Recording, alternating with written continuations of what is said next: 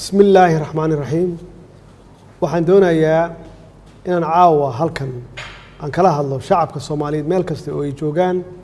oo runtii walaac xoogan ka qaba xaaladaha taagan iyo mustaqbalka dalka sida aan marar badan aan u cadeynay waxaan diyaar u nahay in dalku doorasho ay ka dhacdo waqtigeedana ay ku dhacdo si nabdoonna ay u dhacdo balse nasiib darro waxa caqabad ku ahaa dad gaar ah iyo dawladda shisheeye oo ujeedkoodu ahaa in dalka ay foodo ay ka dhacdo ama foodo la geliyo burbur iyo kala qaybsanaan dib loogu celiyo si uu u dhaco firaaq dastuuri ah annagu ka dawlad ahaan markasta waxaan diyaar u nahay ama aan u ahayn in la qabto doorasho aan shuruud ku xirnayn oo saldhigeedu yahay heshiisyadii hore loo gaaray ee 17 Sebtembar 2020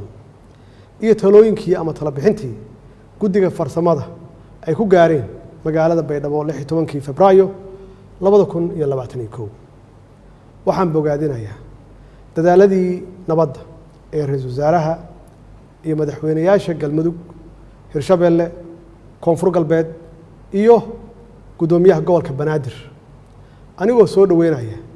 baaqyadii ay ka soo saareen arrimaha doorashooyinka haddaba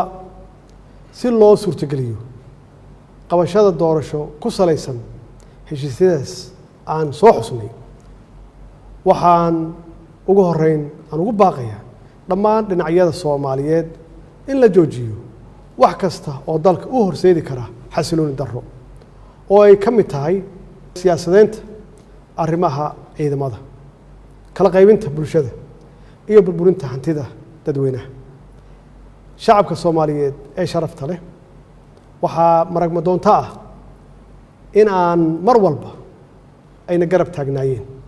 walina ay garab taagan yihiin ama ay garab taagan yihiin dawladnimada Soomaaliya waxaad muujiseen dulqaad waxaad muujiseen bisayl iyo dal jacayl waxaa markii la doortay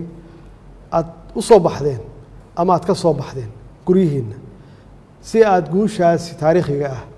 aad u garab istaagtaan ama aad qayb uga noqotaan waxaad mudan tihiin in dawladdiinu ay sii xoojiso dareenkiina wadannimo ee aad muujiseen run ahaantii marnaba dhici mayso in shacabka Soomaaliyeed loo horseedo burbur iyo qax hor leh sidaas darteed waxaan ugu baaqaynaa ama aan ugu baaqayaa dhinacyada abaabulaya xasilooni darrada oo ay ka mid yihiin siyaasiyiin shalay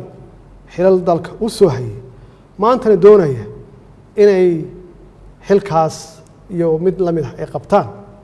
inay u horseedaan foodo si ay kursi ay ugu gaaraan maalmihii la soo dhaafay waxaa astaan cad ay u ahaayeen sharka iyo khayrka waxaa loo qaybsamay badbaadiye iyo barakiciye intii aanu noqon lahayn barakiciyaal waxaa aan doonaynaa inaynu noqonno badbaadiyaal danaha siyaasadda way dhammaan karaan ama way iska dhammaanayaan waxaase waaraya ciidda iyo calanka ummadda Soomaaliyeed ayagaana mudnaan kale waxyaabaha kale ee aanu isku hayno waxaan garawsanay